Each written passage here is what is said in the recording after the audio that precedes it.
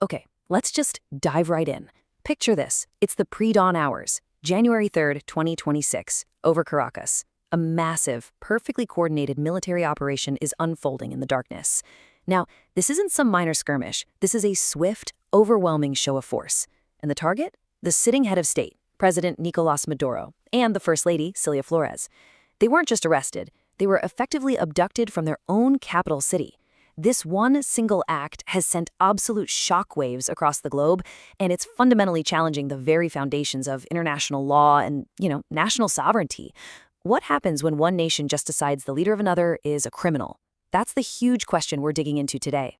And the international reaction, wow, it was immediate and it was fierce. These words you see here from Cuban President Miguel Díaz-Canel, they really capture a feeling that just echoed across Latin America and way beyond. He called it state terrorism. Just stop and think about that framing for a second. That's not diplomatic speak. That's a direct accusation that a country is using the tools of terror, violence, fear, acting outside the law, against another. So this wasn't seen as some simple law enforcement action. Nope. It was immediately labeled as an illegal war of aggression, a criminal assault on a sovereign nation. The lines in the sand were drawn instantly. So to really wrap our heads around the full scope of this crisis, we've put together an extensive dossier on everything that happened. And in this deep dive, we're going to break it all down for you. We'll kick things off with the raid itself, then we'll look at the official story coming out of the White House versus, well, what independent analysts are saying. We'll dig into the massive economic stakes here, and trust me, they are immense. We'll track the deeply divided global reaction, explore the dangerous precedent this sets for the whole international order, and finally, we'll look at the volatile, uncertain future now facing Venezuela. All right, so let's get into the anatomy of this operation. What we're talking about here is a meticulously planned and executed raid right in the heart of a sovereign capital.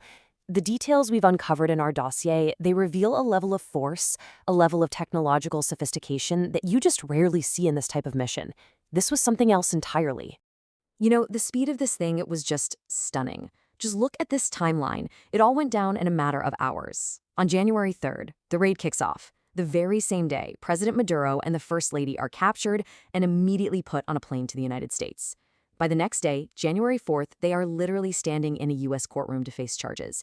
Think about what that means. Normally, international law requires this long, drawn-out extradition process that has to go through courts and can take years.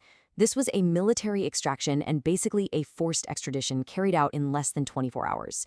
It's completely unprecedented. Okay, now this is where the sheer scale of the operation really hits home. Our dossier details a force of 150 aircraft, so let's break down what that actually means. We're not talking about a few transport planes here. We're talking about Lockheed Martin F-22 Raptors, the best stealth fighters in the world, used to guarantee total control of the sky. We're talking Rockwell B-1B Lancer strategic bombers, which can deliver these massive payloads to just obliterate any hardened targets. You've got Apache attack helicopters for those surgical strikes and to support the ground teams. And then there's the super-secretive RQ-170 Sentinel stealth drone, the so-called Beast of Kandahar, which was likely used for completely undetectable surveillance in the days leading up to the raid. This wasn't a scalpel, it was a sledgehammer. This was a clear, unmistakable demonstration of overwhelming military power, designed to shock and awe and make sure any potential resistance was crushed before it could even get started. So, with the operation being a huge tactical success, the focus immediately pivots to the narrative, right? The administration had to justify an act that, most of the world saw as a flagrant violation of international law. They needed to build a case, and man, they built it fast.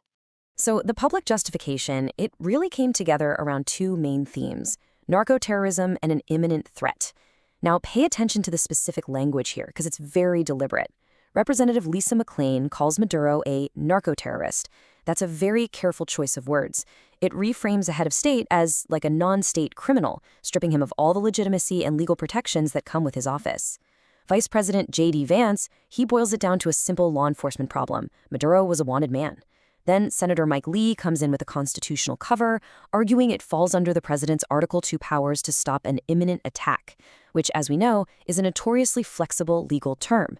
And then finally, Secretary of State Marco Rubio gives the broader strategic goal: stabilize the region by stamping out drug trafficking. It's a really layered justification, designed to hit all the right notes for different audiences: legal, moral, and strategic.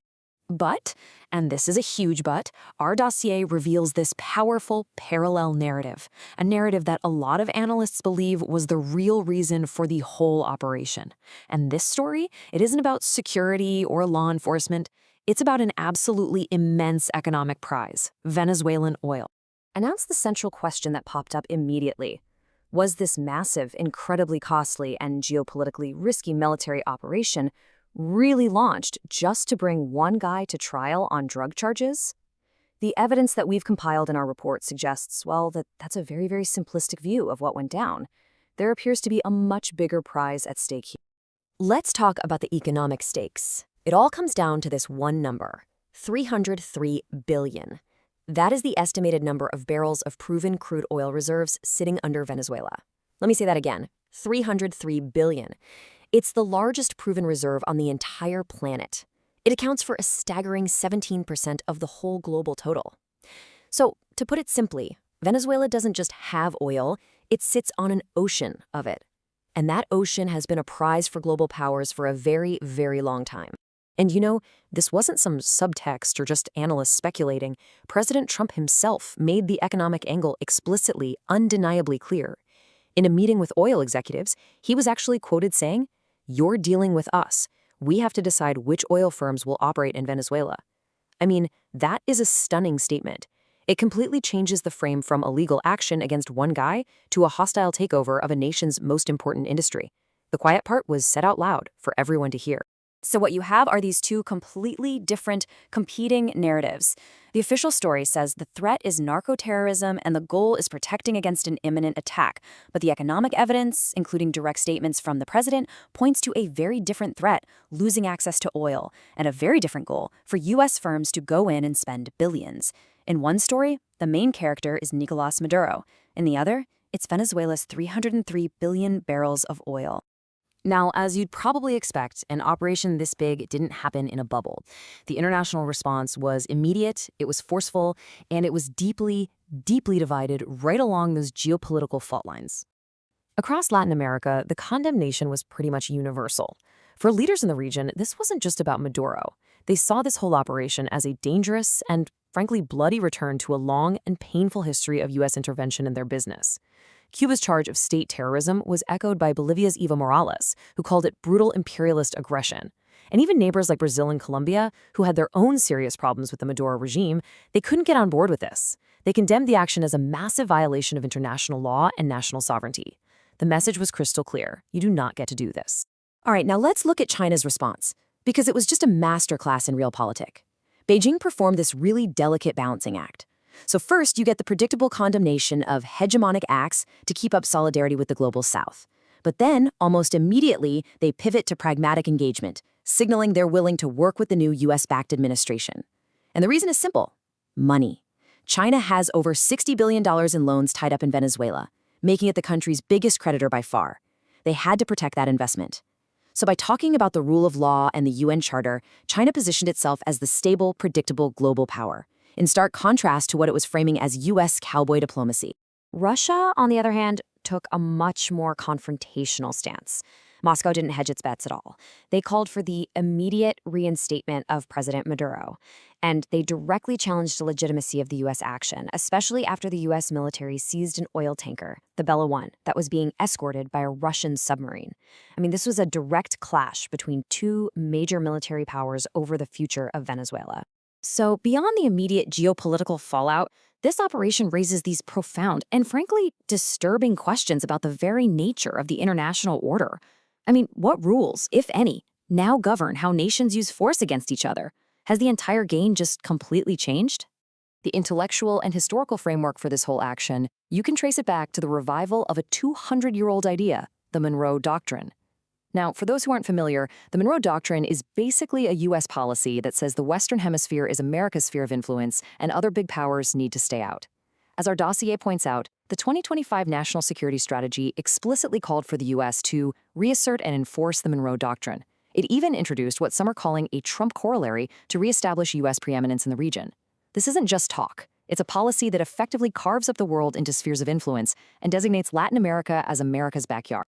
Now, this table from our report is really, really illuminating. Analysts are drawing comparisons to past U.S. interventions, and you can see exactly why. Look at the justification column. For Venezuela, it's narco-terrorism. Well, that's almost identical to the drug trafficking justification for the 1989 invasion of Panama to grab Manuel Noriega. But now, look at the objective. In Panama, it was just to seize Noriega. In Venezuela, it's to seize Maduro and control the oil. And that aligns way more closely with the 2003 invasion of Iraq. So what we're really seeing is this weird hybrid. It has the legal framing of the Panama operation, but the strategic objectives of the Iraq war. And all of this has kicked off this intense, almost soul-searching debate within the international legal community. Has the UN Charter, the document that explicitly prohibits using force against another state, has it officially failed? Or was it always just a nice idea, a veneer that was always second to the hard realities of power politics? The argument from the realist camp is that this operation didn't so much break the law as it revealed how the system has always really worked. Might makes right. The operation itself was, without a doubt, a stunning tactical success. It was a testament to the incredible capabilities of U.S. Special Forces. But, and this is a huge but, our dossier is filled with these stark warnings that this tactical victory may have just unleashed immense strategic uncertainty and instability on the ground. By removing the head of the snake, the U.S. may have created a power vacuum in an already fractured and broken nation. And experts on political violence, people like Robert Pape from the University of Chicago, they are painting a very, very grim picture. He states unequivocally that Venezuela is the perfect terrain for insurgency and that chaos is coming. Let that just sink in for a second.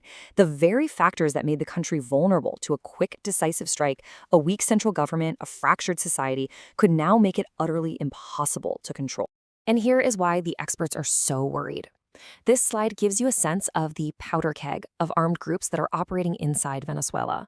This is not a unified state. You've got the pro-government colectivos, which are these hyper-loyal political militias that are embedded deep in communities. You have battle-hardened Colombian guerrilla groups like the ELN operating on the border with decades of combat experience. You have powerful transnational criminal networks like Tren de Aragua, which is honestly more like a corporation than a street gang. And critically, you have the so-called Cartel of the Suns, this shadowy network of corrupt, senior military officials who are deeply involved in drug trafficking, right alongside other semi-autonomous military units who have their own loyalties and their own agendas. The country is saturated with tens of thousands of fighters, all with local knowledge, weapons, and a powerful vested interest in resisting U.S. control over their territory and their income. This is not a country that is going to be pacified easily. So ultimately, the raid in Caracas was a definitive, unambiguous display of American hard power.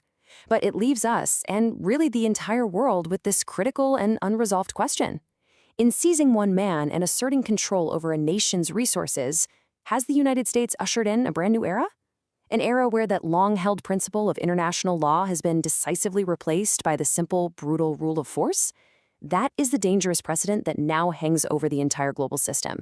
And it's a question that all of us will be grappling with for years to come.